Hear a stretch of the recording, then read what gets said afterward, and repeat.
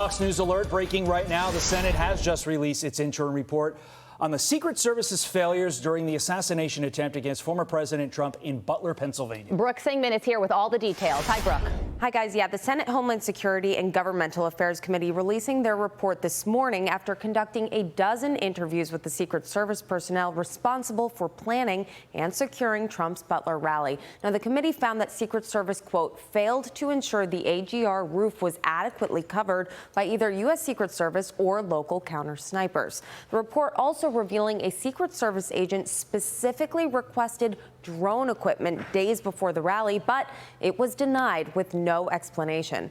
And the committee can confirm Secret Service knew about a suspicious person with a rangefinder for at least 27 minutes before shots were fired, but they allowed former President Trump to stay on stage.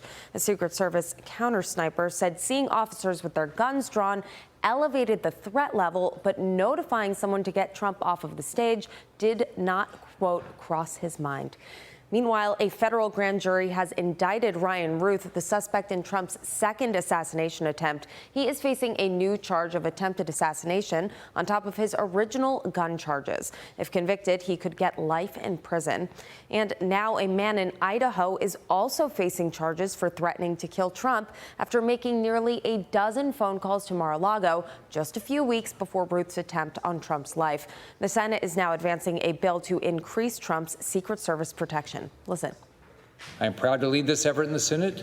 I'm on the floor today to request the immediate passage of the Enhanced Presidential Security Act so we can send this good and necessary bill to President Biden's desk so it may become law.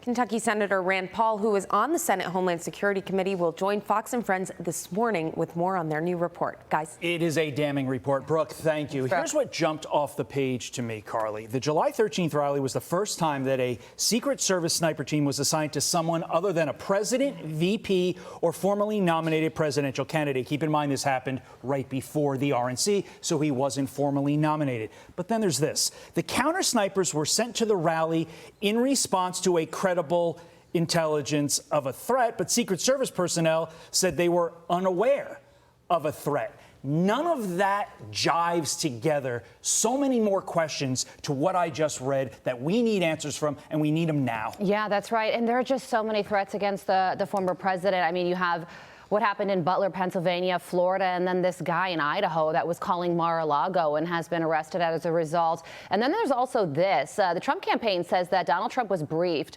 on real and specific threats from Iran to assassinate him. Here is Senator Lindsey Graham on that very threat. Watch this.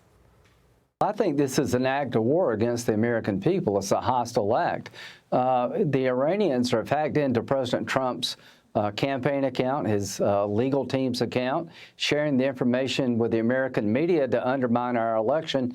We've done nothing about it. At the end of the day, we know they're trying to assassinate President Trump, Pompeo, Brian Hook, Robert O'Brien, and we're doing nothing about it. What are the consequences to a foreign government interfering in our election when it comes to Donald Trump? Nothing. That's unacceptable.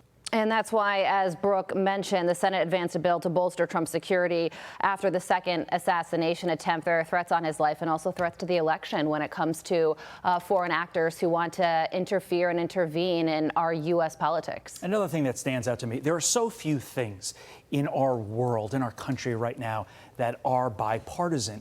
This is one of them. Yet you have, according to this report, this is from the report, Secret Service, DHS, FBI, ATF, and other federal agencies continue to obstruct the investigation. This is what was written in that report. They're not saying they're just not helping. They're obstructing.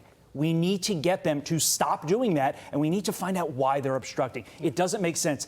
Everybody that is in Congress wants these answers, and they're being denied. Yeah, that's right. There are a lot of questions that remain, but the Senate report was just released, and then Rand Paul is going to be on Fox and Friends later to talk about all of it. I'm Steve Doocy. I'm Brian Kilmeade. And I'm Ainsley Earhart. And click here to subscribe to the Fox News YouTube page to catch our hottest interviews and most compelling analysis.